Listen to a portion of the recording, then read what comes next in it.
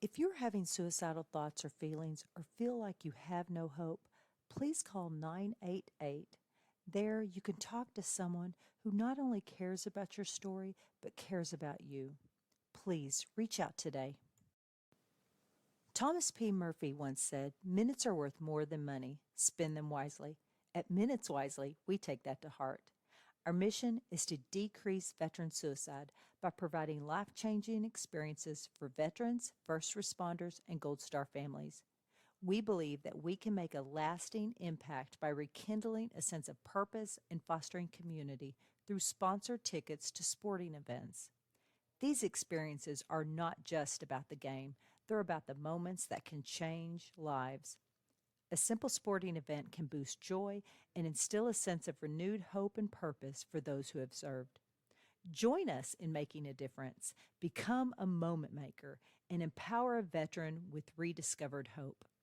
Visit minuteswisely.com for more information and to get involved. Together, we can make every moment count.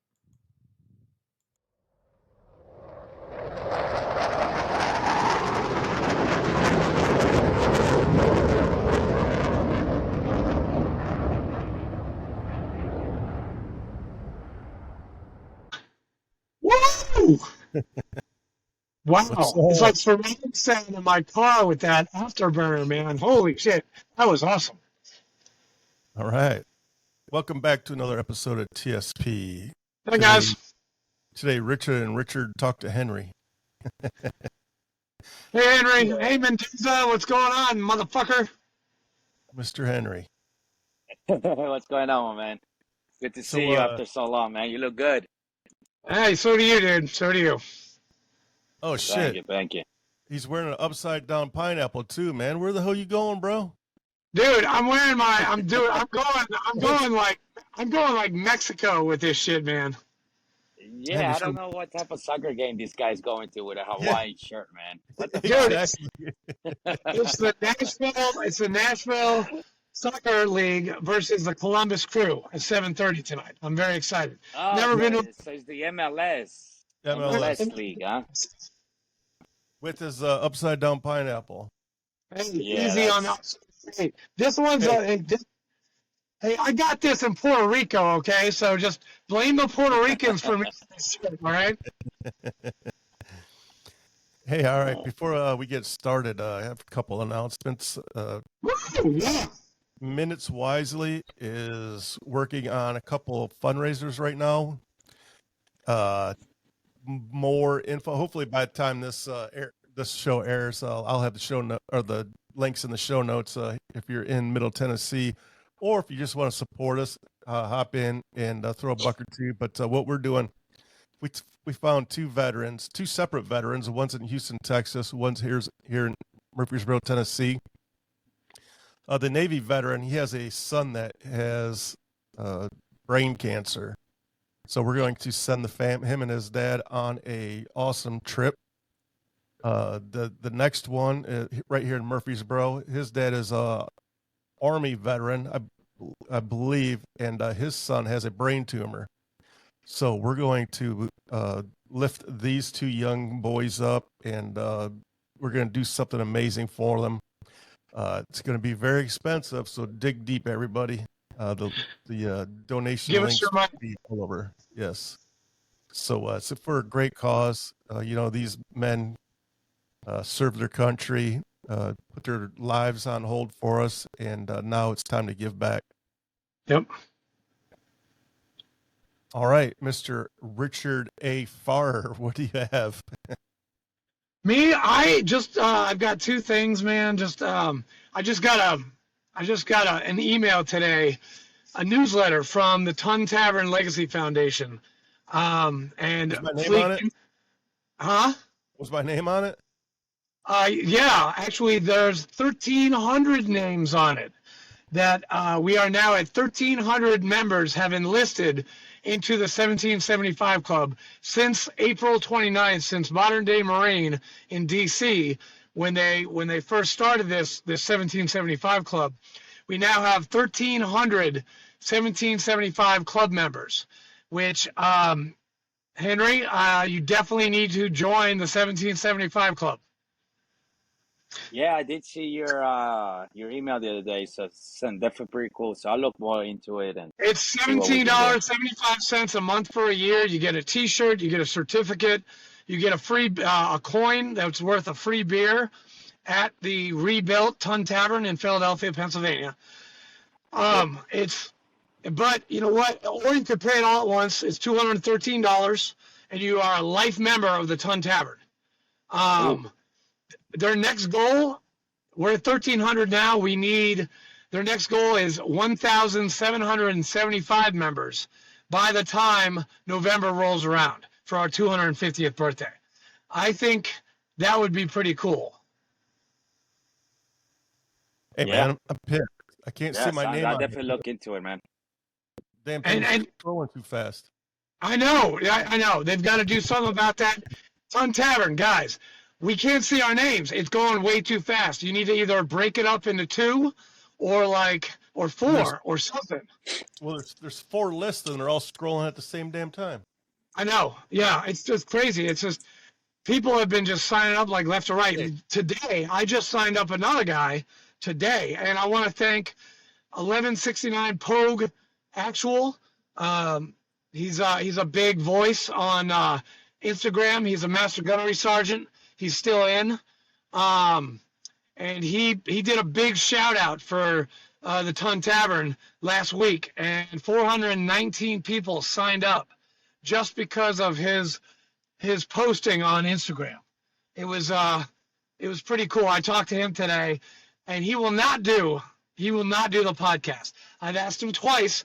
He won't do the podcast. He puts a lot of shit out there on like ceremonial stuff. I think he's an admin weenie, 1169. I think that's administration, right, Henry?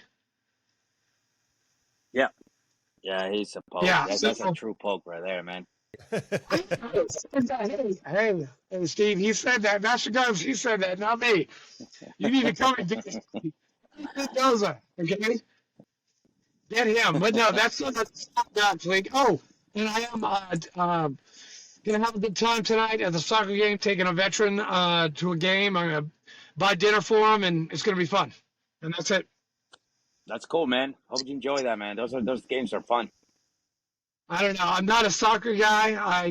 Baseball, football, hockey, rowing. That's my thing. I'm not. I was never really good at soccer.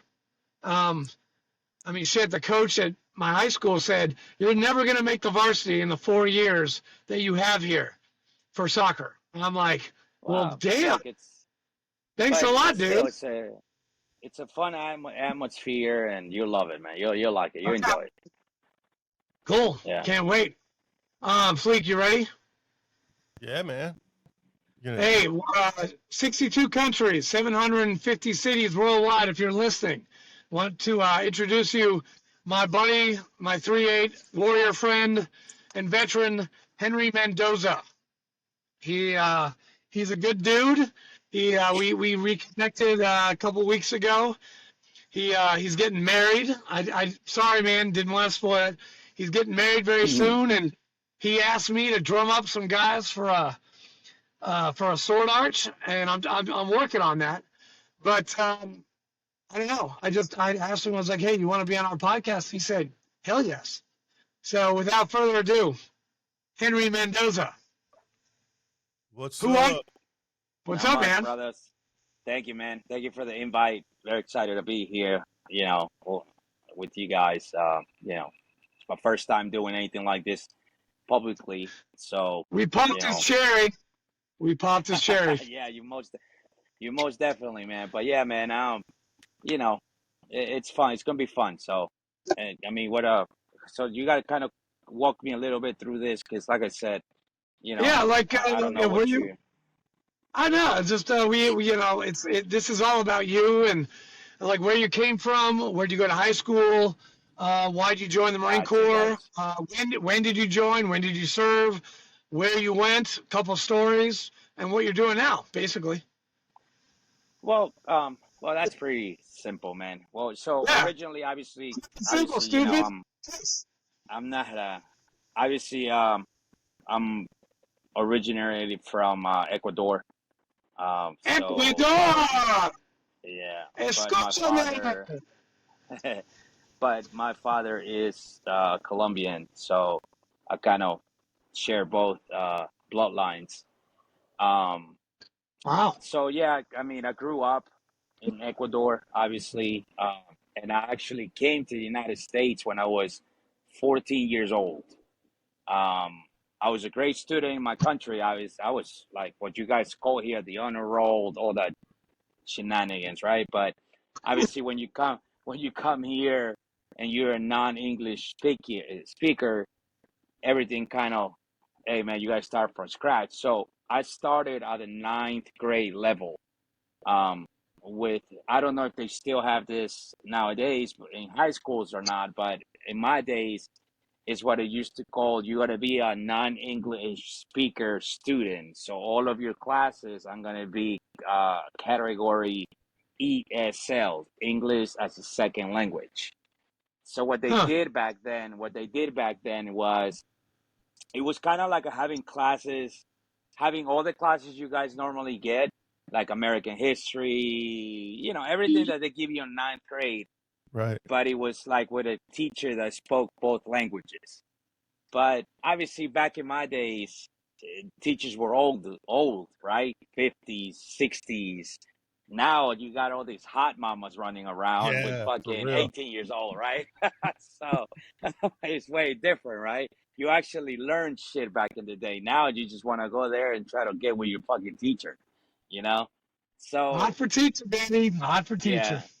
So yeah, I got here summer of '97. That's when I officially landed in New York. So I grew up in New York, and that's how my life started in the United States. Basically, I grew up in New York, in Brooklyn, um, and then from there so it was summer of '97, and then right before we started high school, we ended up moving to Long Island to a small town called Huntington, and that's where we stayed. I went to Huntington High, went to school, obviously. Believe it or not, I spoke no English whatsoever. Within the first 6 months of me being in high school, I was already out of the English as a second language classes. I What? Damn. literally I became fluent within 6 months of being in high school. Damn. I never spoke a word of English in my life. So that to me was like a huge achievement, right? As a kid, I mean, think about it: 14 years old, coming to a country where high school looked like a freaking shopping mall. Because in my country, high schools are like a little box. So the teacher comes into your classroom for every single subject, right? So when I got here, you get a locker, you have to fucking move throughout it's like a shopping mall, literally. That's what it looked like to me back then. I was like, so I'll never forget it. The first time it was science. Yeah, I think it was ESL science. So it was my first period class. I didn't even know there was 9 periods or 8 periods or whatever the fuck it was. I can't remember. Um, so first period, I stayed in my chair, like on my desk, waiting for the next teacher to come. And the teacher looks at me. She's like, "Honey, what are you doing?"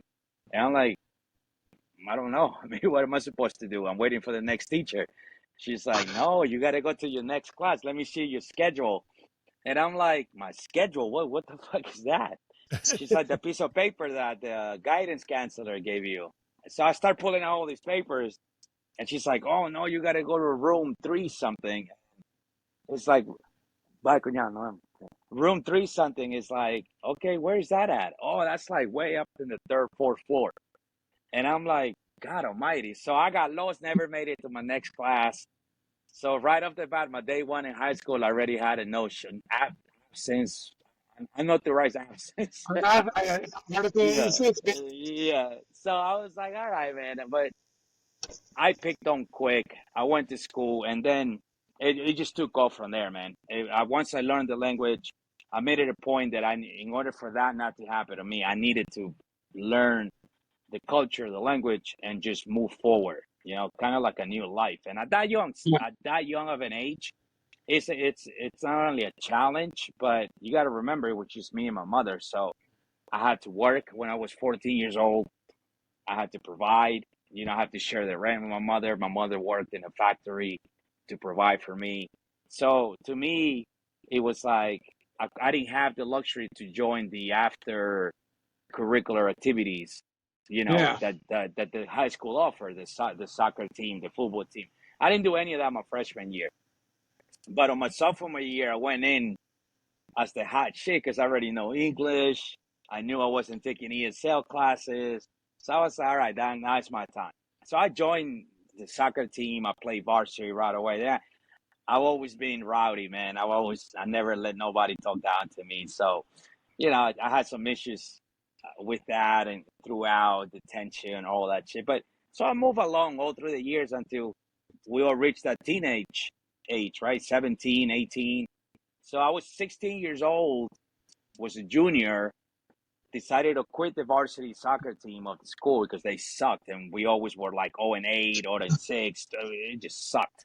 So I quit that shit and I went into play football and became a kicker for the football team. And they were the hot shit, Nice. man. Yeah, Wow. so the Huntington Blue Devils, we were state champions 2 years in a row. Nice. So I played for them. I was like, let me join them because I want to be there. I want to go to state. I want to go to county. Well, bad luck always follows you around sometimes. And my junior and senior year, I joined the football team, and they go 0-8. So, but that was it, man. And then obviously, I made it through high school. I wasn't a A plus whatever student. I just wanted a diploma, because for me it was, what do I do? It was either the streets or doing what everybody does. Go get a job and bounce from job to job, right? I didn't have Right. a scholarships. I didn't have anything. So I'll never forget it, man. One day I was just walking down. I was cutting class. Literally, I was cutting class, just messing around the hallways like we all used to do. I don't know if they do that anymore. And I happened to see a recruiter, and I did not know anything about the Army, the Marines, the Air Force, the Navy, zero. I just saw a guy with dress blues, a bunch Woo! of medals. Like, this guy was stocking medals and like his ranks, insignia. I was like, holy shit, that guy looks good. And I was like, what is that? And my guidance counselor was like, oh, that's a Marine recruiter. He's coming to see me. I said, what is that? What is it? It's like, oh, it's the military. He's like, what? It's like the United States Soldato. military. He's like, yeah. I was like, Soldato. well, fuck it. I was like, guess what? Sign me up, man. Make me a meeting. I want to meet one of these guys. So that day, he looked at me. He's like, what? He's like, yeah, man, fuck it. Give me a meeting with the Marines. And the Marine comes, Gunnery Sergeant, same guy I saw, Gunnery Sergeant Thompson. He was 0311 his entire career until that time. Woo! Yeah, baby. And right. So he comes in, and that guy's fucking stacked. Like, obviously, now that I know what he means, he had NAMs, Silver Star, Bronze Stars. He had combat action revenge from the Gulf War, from Kosovo, he was like a poster Marine in uniform, man. And when I met him, he said, the first thing he said, what do you want to do? And I was like, well, I just want to join. And his answer is like, but why? He was like a hardcore Marine, He's like, why the Marines? It's like, and without hesitating, I said, because I like the uniform. And he looked at me and he said, all right, the meeting ended right there. He said, all right, man, when you're ready and you know what the fuck you want to do, then maybe we can talk and you can come to my recruit station. But for now, yeah, for now, you're not what we're looking for. That's what he said to me. So I was Damn. like, what? I was like, what does that mean? You know? And you know, he left. I left. My guidance counselor was like, what did you? What happened? I said, dude, I don't know. The fucking guy said if I want to get serious to go to his recruiting station. So I said, you know what? Fuck him. So then, towards my senior year, and this was like end of my junior year. Towards my senior year, things started getting a little more challenging for me academically. So I knew I wasn't going to go to college or anything like that. At that point, I started getting in trouble with the law, with not like crazy, but like parking tickets, speeding tickets, shit like that. You know, open container fucking bottle in your car. You know, I had like a dozen plus tickets unpaid. It was a shit show. I was probably like the Dude, worst. you were running with the Latin kings, man. Don't lie. Yeah, You were running with yeah. Latin fucking kings. So I, you know, at that point, I was like, you know what, man, I don't want to do my mom and my dad wrong. So, you know, my dad ended up leaving the country. He went back to Ecuador. So it was just me and my mom. And at that point, I was like, you know what, reality sat in, and I said, okay, it's time to get serious. And I like the uniform, so fuck it, I'm just not gonna say that. So I went into the office, and lo and behold, there was another recruiter in there. His name was Staff Sergeant Desi. Jesus, you remember your recruit? I didn't even remember my Yeah. recruiters. And I Jesus, gotta that's tell you, good. but you know what? You remember them because to me, to them, I was not just a number. I wasn't a quota. Like this guy, I'm gonna tell you, I'm gonna summarize what this guy did in like 2 minutes. This guy took me in literally. He listened to my story, and he said, "I'm gonna make you the best pulley that my recruiting station has ever seen because you have the potential." This guy, man, I'm telling you, this guy took me in, took me out for runs. I never ran a mile and a half in my life. I mean, I ran with the soccer team and shit, but I've never timed a mile and a half, never done a pull up, never done a sit up, none of that shit that you do through the pulley program, right? And he took me in, and I was academically challenged in mathematics. I can't do math. Dude, I'm so lucky to know like what's 2 + 2 = 4 right now, right? But being academically challenged in math, it took a big hold on me whenever I had to take the ASVAB. So he will have me do these ASVAB prep exams, like practice exams at the recruiting office or Yep. on a book, you know. And I will always just score a fucking 26, 27, 28. I think during the practice, and I must have taken like 30 of them motherfuckers. And he said one day, he said, you know what, man, I don't get it. It's like the ASVAB is not going to be the reason why you don't join the Marine Corps.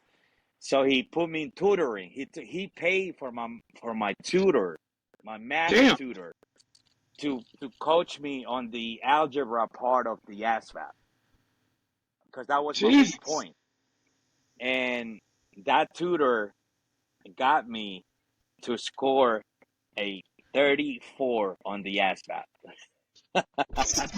Yeah, that's good enough for the emphasis. Yeah. So, but I didn't know, right? All he said was you passed. And I was happy as shit. 18 years old on the top of the world. I literally was the top pulley. I was running mile and a half under 11 minutes. I was fucking. I Damn. think it was like 9:20 that I was running my mile and a half consistently. Right. I was doing 100 push-ups. I was doing 100 sit-ups, and I was doing 20 pull-ups. So it was like Jesus. on a pulley. It was like a perfect PT score every time, right? Every time we had the sessions. So when I scored, he said, man, he's like, this is sick. So, you know, I went out there, did my thing. And then he says, all right, man, look, he was not infantry, right? He was admin, gentleman, but he's only done admin, I think the first 4 years of his career. Then he was like, he did embassy duty. He did obviously the recruiting duty, Yeah. and that was at that point he was like 12 years in. So I think that's all he's done, right? He's like, well, look, man, you see that guy in the poster? So he shows me the old school Marine poster where the recon guys with the green fucking Yeah, with the camo and room. Yeah. so he's like, that's the only job that you qualify for. And I said, dude, I don't give you shit. Just fucking sign me in and let's do it. Nice. And he told me you going in as an 0300. I said, well, what is that? He's like infantryman, but you going in with an open contract. I said, okay. So, uh, so I So was you like, remember? well, no, man. I said, what does that mean? He's like, well, that means that at any given point, the Marine Corps can choose your MOS, and you can go from being a cook to get lucky and being an aviation mechanic. I was like, nah, man, I ain't gonna do that because most likely I'm gonna end up being a cook, and I sure as Yeah. hell ain't gonna be peeling potatoes. So, 0311 it is, man. And he was like, there you go, infantryman, go to boot camp. So November 11, 2002, I officially landed in Paris Island and became a Marine in February of 2003. Jesus, I'm a boot. I forgot. Yeah, Yeah, I'm a boot to you yeah. too. Yeah. You're about So, everybody, Andrew. yeah. Everyone's a boot to someone, Flake. Everyone's a So boot to once, someone. I mean, boot camp was crazy, man. I never imagined that shit. But physically, I was very prepared. Mentally, I I had no choice, but I had to make it. You know, I had to become a Marine because that's what I wanted. But you want to see the kicker? I Yeah. always thought I was like, I'm gonna look. That was my motivation, man. I'm gonna look sick as shit on my uniform. I'm gonna fucking pick up so much pussy, and I'm gonna be the shit, right? Because that uniform is sick. Now think about it. My mind's still looking at my staff sergeant with the red stripe, Yeah. fucking ribbons, right? So when we finally graduate, I'm like, what the fuck is this? They give us our uniforms, right? And this shit's for one, this shit's fucking green because it's winter time, right? So I'm like, what the fuck is this? This shit's all green. It's like a fucking raincoat, and the fucking cover is like a fucking yeah. I'm like, what the fuck? I'm like, all right, whatever. Then they give us the rest of the uniforms, and I don't see red stripe. I don't see all those fucking ranking seniors, right? I did graduate boot camp as a lance corporal though, because I was the squad leader. So What? Lucky yeah, so bastard. so I went in. Obviously, I was the top pulley in my recruit station. So look what again this guy took me in. He gave me the 4 quarters of his 4 quarters. He put them under my name as referrals. And I'm gonna get whoever's listening to this. Recruiters do that shit all the time, so don't get my guy in trouble if he's still in. Hey, they didn't do that for me because I had 5 years of college and I got E2 when I graduated. Fuck my Well, recruiter. yeah, You listen to me? yeah. Fuck So, you. so my dude hooked it out. So I went in as a PFC, and then I was a squad leader all throughout. So I ended up graduating as a lance corporal. Nice. I should have been the guy because the guy graduated as a PFC, but he ran the 3 mile faster than me. So that motherfucker was. Boy, you probably know him or remember him.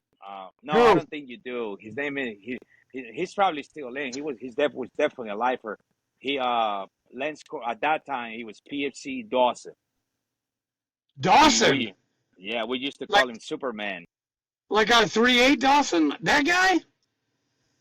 Well, no, he was always 2-2. He was always okay. So No, I yeah, don't and know then that. he was in 6 Marines with me before I left. But I don't think you know him. Yeah, he took a little venture out. But if you listen to him, shout out to you, brother. But yeah, man. So that's where everything ended up. I was like, you know what? I'm already in it. I made it. I'm a Marine, so I'm officially. And then the welcome home was fucking awesome. I mean, 30 Yep, days of yes it 30, was. 30, 30, 30 days of leave. 30 days? Yeah, I got 30 days from boot camp. Jesus. Not only that, but look, my dude again, he hooked me up. You got to remember, back then, the school of SOI was backed up. So either you stayed in base, right, over in Camp Geiger, or you requested recruiting duty, right? And you did that. So, but no, I didn't even have to do shit. My recruiter, or well, while I was in boot camp, had already submitted the paperwork for me to come home. And then when my 30 days leave ended, I automatically joined 30 days recruiting. So I was home for 60 days. Hell yeah. Jesus. I did that. Okay, So I'm, that's so Jesus. like I'm telling you, man, that dude, forever thankful, man. I wish I would have never lost He contact with hooked him. you up.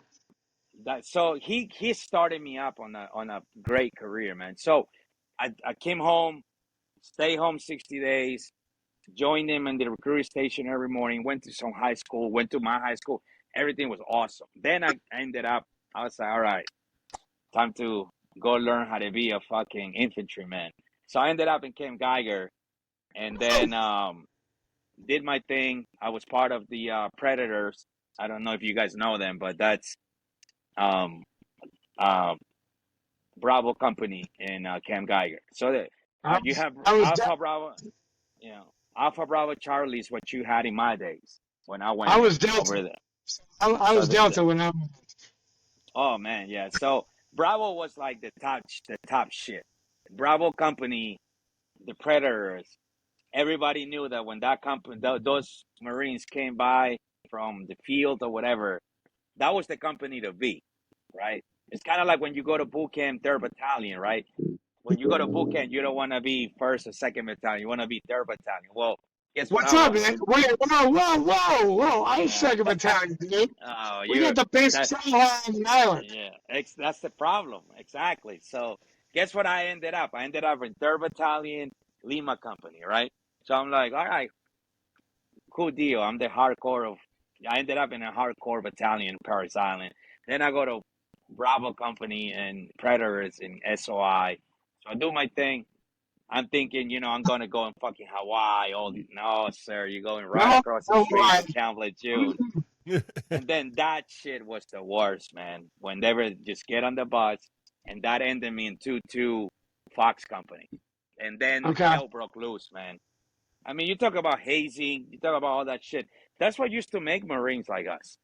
You know what I mean? That's how you learn how to go through the Marine Corps, But You get the shit kicked out of you, and I loved it. yeah, man, I got hazed the shit out of it, man. But, again, right after that, what happens? My luck. The battalion, it's out on a mule.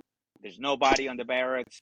So all they use us for is fucking working parties and hazing with the shitbags that stay in the rear or whatever they do, right?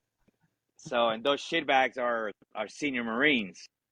So that's all we did. And then I get the call from 1st Battalion, 205th Marines to go to fucking Japan. So I'm like, well, who are they? And they're like, well, you guys are getting detached because there's nobody here. They're not coming back for another 6 months. So we're going to detach you guys and attach you guys to complete the numbers for this reserve battalion to be able to deploy to Japan and do some training over there. So I was like, UDP. boom. So I was like, perfect. So I joined them. We deployed to Japan. Everyone, my whole boot class, not just me, everyone. We make it to this 1st Battalion. I was 1st Battalion, 25th Marines Alpha Company. We make it out there, do our thing. And then when we're sitting in Japan, just doing, dude, getting shit faced. We're doing everything but training with these reservists. Like we just literally fucking roller coaster. We're going to the beach. We get fucking drunk every night. Sick. And then we get a call which is my first combat mission, right? We get a call from a task force that is sitting in the Pacific Ocean, getting ready to raid a Al Qaeda cell in the Philippines. Oh shit.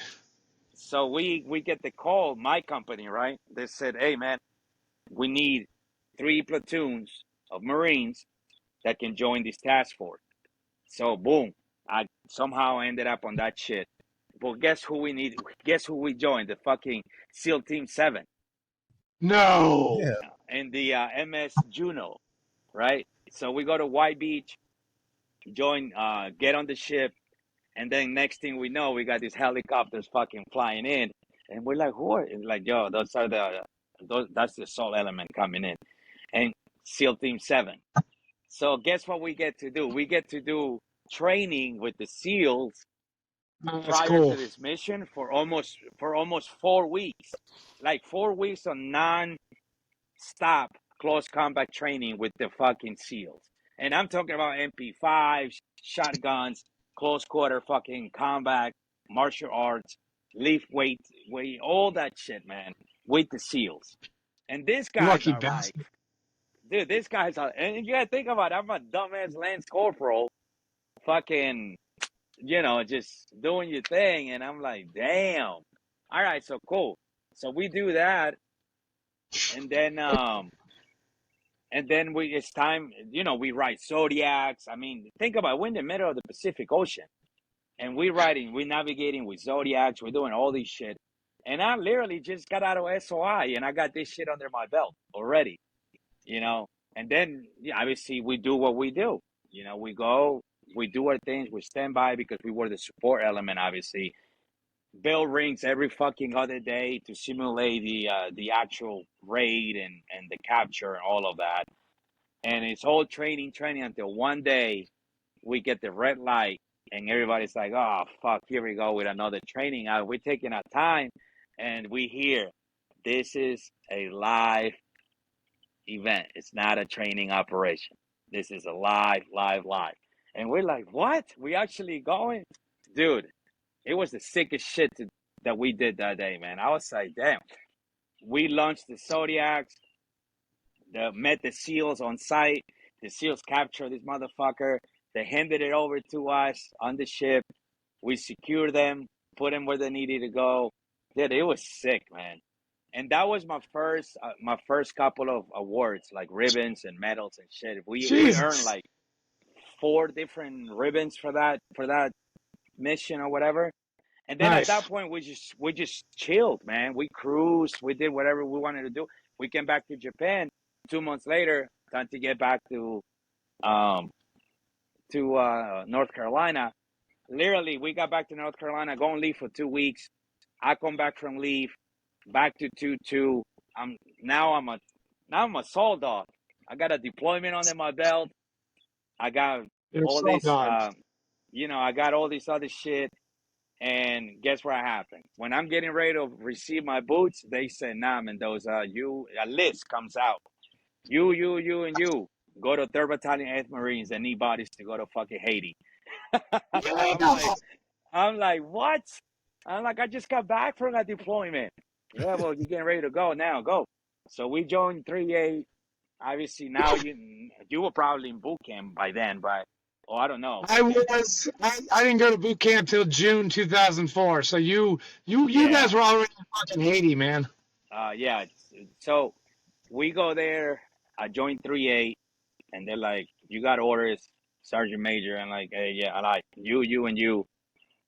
You're gonna go to Lima. You and you, India. You, Mike. All right, cool, man. So I ended up in India, and then I started meeting those assholes that I don't think you ever met them. Fucking, they thought they were soul dogs, but to me, I was a Side. Lance Corporal, a deployment under my belt. These motherfuckers never deployed anywhere, but they've been in the Marine Corps for 3 years already, right? Never deployed anywhere. All they did was training ops, and they treated me like a fucking boot. So that's where the problems started. Oh, you're a Yeah. boot. And you know what they used to do to show that they were seniors? They used to dress in the camouflage style camos. Oh, Because remember we were the because Woodlands. we were Yeah. the Woodlands, yeah, because we were digitals, right? So, oh, you guys need to wear digital. So, and we wear the Woodlands. Oh, okay. What you want to? That's what I used to say. So you wanna say that you've been here longer than me because you wear Oh, dude. Woodlands because Remember Kenny O'Pry? He used to do that shit all the time. He wore Woodland camis all the fucking time just to show how Yeah. salty he was. Yeah, And then that they shit got was rid gay, of bro. it. That shit was gay, man. I always used to say, like, look, these guys haven't done shit, don't do shit. I'm like, whatever. But never got hazed because I wouldn't allow them, right? I was always be like, nah, fuck you. Dude, it's not my fault you're a fucking 4-year Lance Corporal. I'm a fucking 8 months Lance Corporal. And, Mm-hmm. and that's your doing, not mine. So, but I always struggle with that until we got back from Haiti. We did our thing in Haiti. Again, in Haiti, same thing, man. At that time, we had gunnery sergeant, which was the company gunny, Lenhart. That motherfucker was crazy, right? Then Sergeant, at that time, Sergeant Greenlaw, you Oh know, shit! I heard that. I've heard of that name before. more crazy than ever. Those two, insanity put together, right? And then we go there, do our thing, become the assault element. We landed on securing the palace in City Soleil, and from there we did what we did, and then we were done. We did our operations, our patrols. We learned how to be. Obviously, I already knew, but we learned. That's where I became a officially saw gunner, right? And they were like, "All right, you start learning more about what you're actually going to be doing." So then we get back, and it's just say now it's guys go home for 2 weeks. Guess where the fuck we going? We're going to fucking Iraq. And Yes. it's like, oh Same. my God. So it's like back to back, back to back deployments, right? And I'm like, holy shit. So Iraq for me was where my career took off. In Iraq, obviously prior to Iraq, I did so many things, man. From, corporal's course, you know, a lot of training. Uh, I was a green belt instructor already because I did that with the Navy's. I was already a green belt instructor because I did that with the Nice. SEALs, right? So I had a lot of shit under my belt, and I hadn't even been in the Marine Corps 2 years, right? So boom, we go to Iraq, and then that's Who were where you everything with? took. Were you first platoon? No, so in Iraq I was actually four platoon Fear first. the bunny. Yeah. Fear the Well, no, bunny. actually, no. We weren't that yet. You guys make You were. that gay shit up. No. Yeah. You guys. I was not. Hey, whoa! Yeah. Second Yeah. platoon. Yeah. I was not fourth Yeah. platoon, but Yeah. I know that So, that yeah. shit. You guys did that gay shit after I left because I wouldn't allow it. Me, Shoger, and Corporal who else? Shogun. Oh, I miss Yeah. that fucker. Yeah. Yeah. So we weren't allowed that gay shit. Sergeant Herrera, obviously, and Gunny Herrera. Lambert. Yeah, Yeah. And Gunny we Lambert. talked about we talked about Gunny Lambert, and I guess Gunny Yeah. was not there in 2002 at 3-8. I guess he came later too. He came later, yeah. So he would not allow that. And so I became four platoon. In all honesty, training wise, we didn't really care. It was just whatever. Um, but I was always third platoon, the thundering third. And then out of nowhere, they tell me, hey man, you gotta go to four platoon with Shoger and fill in the body. So that's what we did, we went there, did our thing. And until one day in Iraq, um, something happened between me and this other guy that I don't want to say names, but you can imagine what it is, right? Um, Yeah, oh yeah. and we went to Camp Fallujah for a little INR, and Gunny comes to me and says, "Hey man, you need to stay." I'm like, "Why?" I was like, "Somebody will tell you why." So four platoon goes, they leave me behind, and I see Staff Sergeant Gans come in and said, "You ready to come home?" Troy. I Yeah, just talked to Troy today too. yeah. So he comes and he says, "You ready to come So, home?" And he goes, "Yeah." And I'm like, "You mean I get to come back?" He's like, "Yep." I was like, "Fuck yeah." So boom, I become a squad leader with fucking. But you got to remember, I don't think you remember this one. When I was fourth platoon, I had everybody under my belt. So Sugar was my team leader, but I was I'm sorry, Sugar was the squad. No, yeah, Sugar was first team leader. I was on his team, right? But I was his assistant patrol leader, right? His Yeah. APL, right? Yep. So Yep. me and Sugar kind of ran for platoon because the other guys they didn't fucking know what they were doing. I mean, except for maybe what's his fucking name, Moorhead, but I wouldn't. It was just me and Sugar running Oh that shit. yeah. So I remember. Dude. so my team was me, Hassel, Sugar, and Lopez. So, oh, Yeah, dude, I missed that fucker. I yeah. like him. So yeah, man. I you got to understand. Before I rejoined third platoon, I had already been meritoriously promoted to corporal in Iraq. Had already earned Yeah. a NAM, right, for what obviously the story that happened. And I'd already been through so much training that when I joined third platoon, literally Lieutenant Borgen was like, "Man, I can't believe the type of Marine you are. You haven't even been 4 years, and you have all this shit under your belt." And I'm Mikey like, Morgan. "Yeah." So when we got back from Iraq, I was probably the saltiest corporal in the fucking company. You You were, know, dude. You were scary. Because so our boot drop, we came that December 17th, and you guys were still yeah, on leave. And yep, so Santiago and Modesto, those were yep, the fucking two assholes in charge of us before you guys got yeah. back. And then when you got back, you completely destroyed all of us fucking kids that just came back from SMI.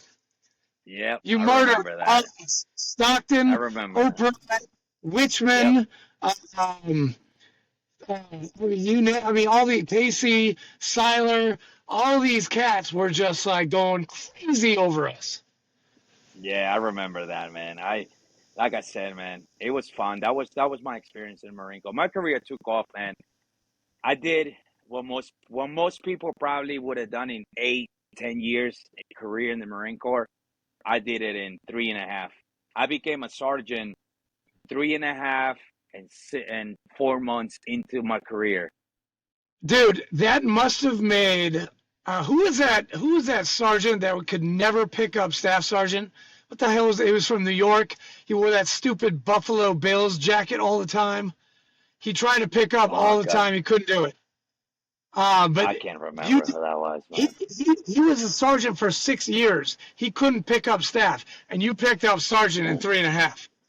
That's Yeah, crazy. I became a sergeant in 3.5 years, and I'm telling you, man, I don't regret one bit. Everything I did, I got out because to me, the back-to-back-to-back deployments, all the shit I went through in Iraq, all the bad experiences in Iraq, all the close calls in Iraq, for me, which is more like, all right, am I going to continue to go to Iraq if I stay another 4 years, pick up the bonus? It was very, very nice back then. It was 50 grand.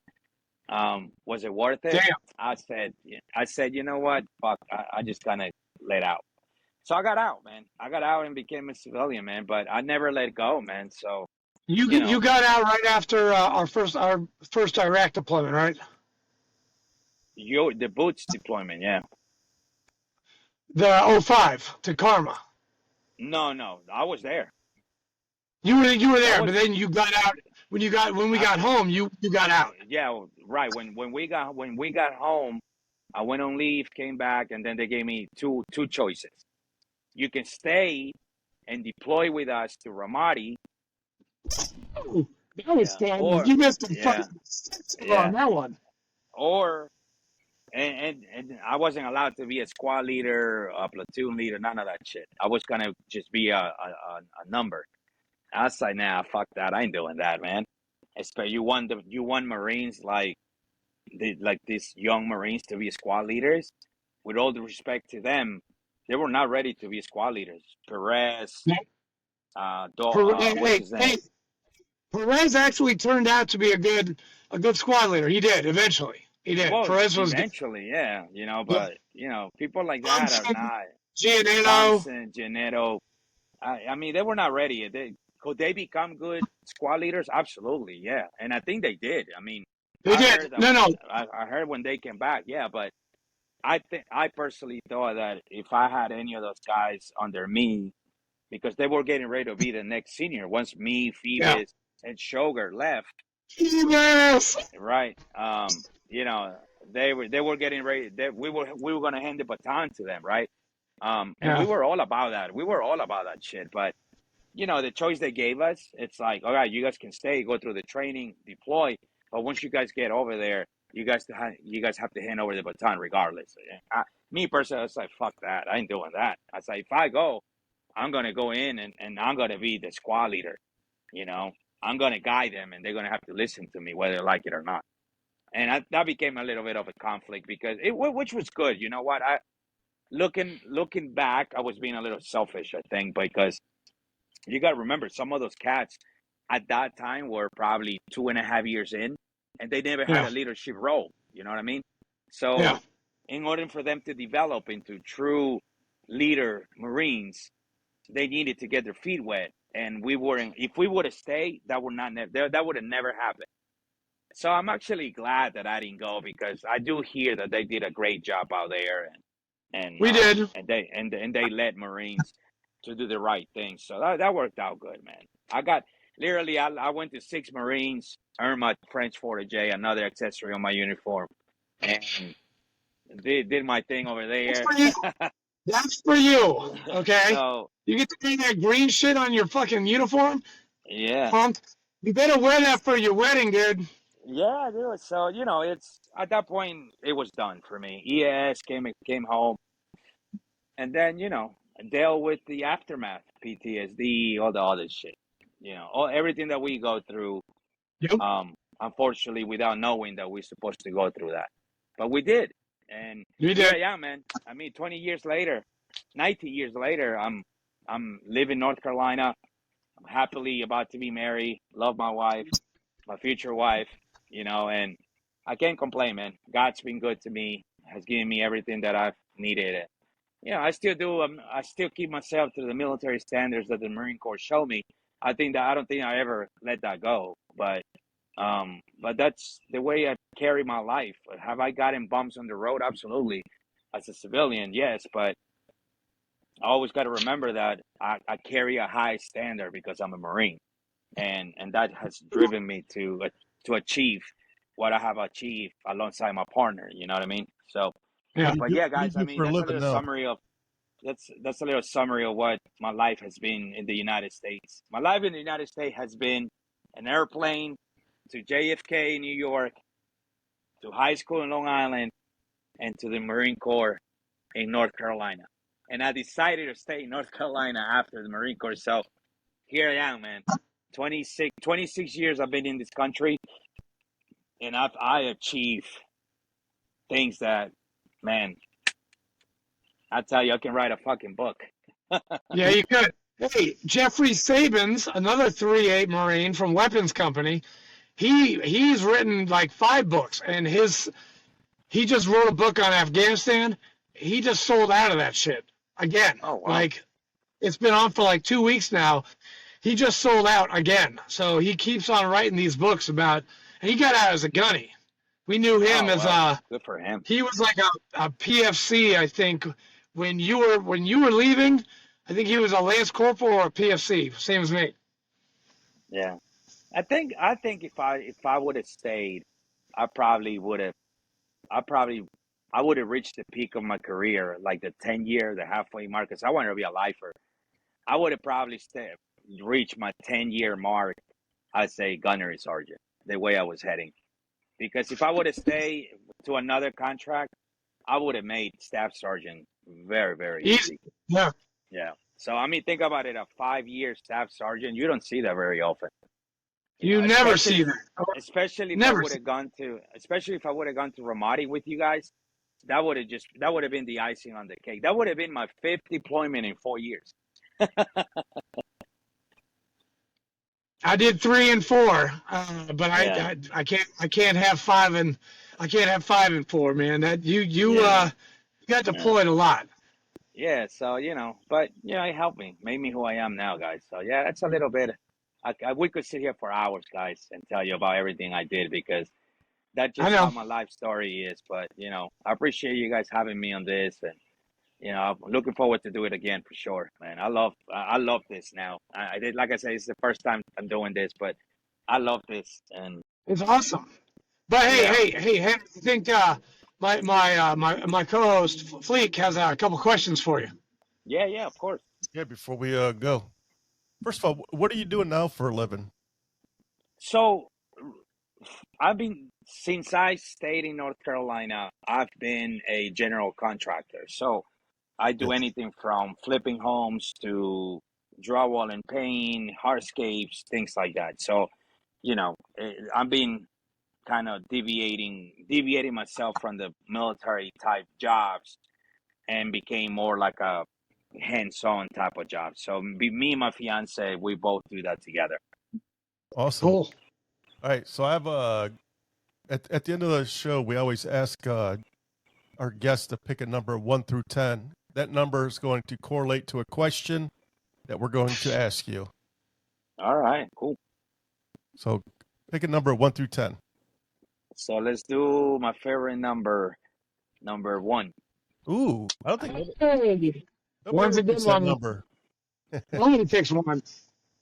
All right. Can you share a moment during your service that significantly shaped who you are today? Oh, yes, sir. See, this is why I like number 1. Right on. So I'm gonna tell you, brother, there were many people from my recruiter, my mother, everybody who showed me that made an impact on my military career, but nobody made a bigger impact during my military career and now as my company gunnery sergeant ball. Gunny Ball. Yep. Good So answer, dude. I'm gonna tell you a story, man. That man took me in. I was a lance corporal, and I was not a shitbag, but I was one of those Marines that just didn't give a fuck.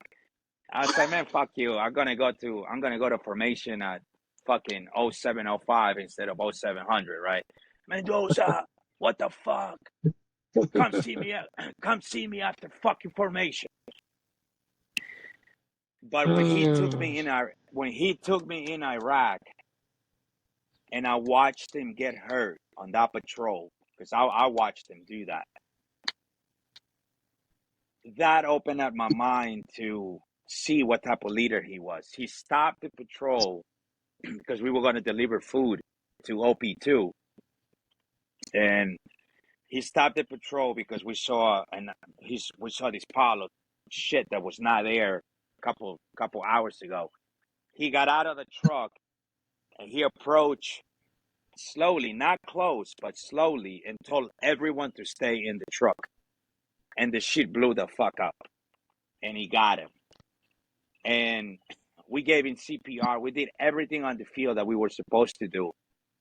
But one piece of shrapnel has hit his femoral artery, and they just couldn't do much. So he ended up not making it. When he didn't make it, and we got the news, August 2005, August 5th, 2005, that shit devastated me, man. Because that was my mentor. That That was guy was rough. the guy. That was the guy that I wanted to look up to and be one day. So that shaped me to be becoming more of a Marine that I became after that. Because he was Yeah. there. He's the one that pinned me my second and third NAM.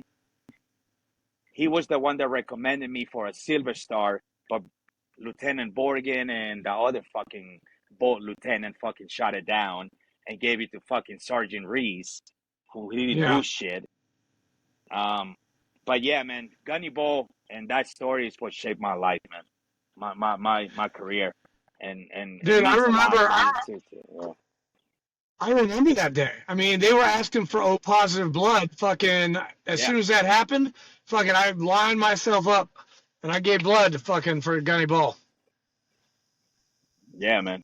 So yeah, I go to the Bolt Center, you know, The do all Pizza that. Hut, But yeah, man, it's that was which, one of yeah. But now which by now the it's way, called. It used to be called the Bolt Center. yeah, yeah. Well, the old ball center was where was like near our COC. The new one, the Right. Pizza Hut is now called the Ball Center. I was just there in February. Oh, that must have been a new one. I don't. Yeah, it's So yeah our yeah. yeah. So our Bolt It Center was the used to NCO club. Good yeah, lord. our Bolt Center was conjunction with Heroes, which was the Yeah, bar. Heroes. He, no, The dude. yeah. When I picked up Corporal, I got drunk as shit. And after Yeah. my blood strips and after getting pinned, they took me out and they got me so fucked up at Heroes. Not even Hey, funny. I can see your body flick. Is he still here? I don't know where I don't know where he is, but he took off. He's probably coming back. He probably had a phone call or something. But dude, thank you, man. Yeah, no. Thank you guys. Appreciate you guys doing this. And if you wanna carry on and do the live one on Sunday, man, let me Yeah, know. no, I'll no, be no, more but than yeah, happy we'll to jump in. look for a Sunday, and we'll definitely get you on. But thank you from Fleek, from dude, and I'll see you on August 23rd, dude. All right, brother. Thank you. Have a good one. See you, Henry. Adios. All right, see you. Adios. Bye.